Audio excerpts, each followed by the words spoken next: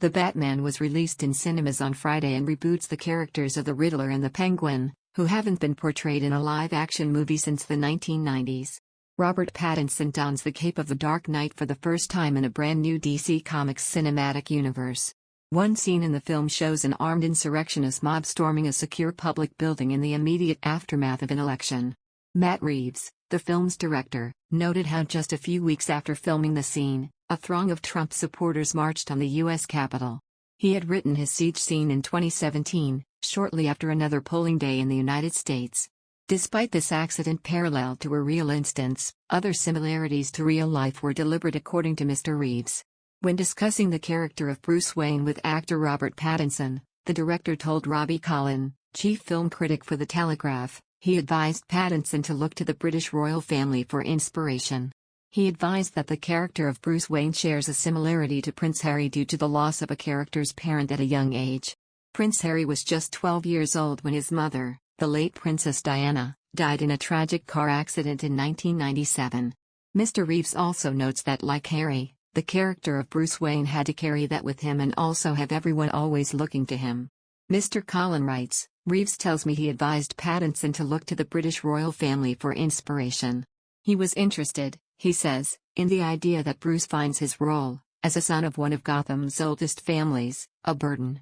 He reports that Mr. Reeves was describing it to Pattinson, as like something tragic had happened in the family's past. Bruce Wayne's parents are, famously, murdered when he is a young boy, and now he had to carry that with him and have everyone always looking to him, so he would want to withdraw from that. Mr. Collin notes, and indeed, when we meet Bruce in the film, he has beaten a very Prince Harry-like retreat from his civic duties. Reeves told Pattinson, rather than a playboy he should just look like a wealthy screw-up.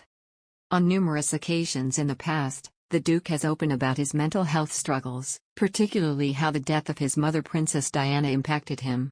In 2017, as part of the campaign to raise awareness of mental health issues, Harry said, I can safely say that losing my mum at the age of 12, and therefore shutting down all of my emotions for the last 20 years, has had a quite serious effect on not only my personal life but my work as well. He added, I thought that thinking of her was only going to make me sad and not going to bring her back. So from an emotional side, I was, like, right, don't ever let your emotions be part of anything. He also spoke about his mother's death earlier in 2021, as part of a mental health docuseries entitled The Me You Can't See that he produced with U.S. chat show host Oprah Winfrey.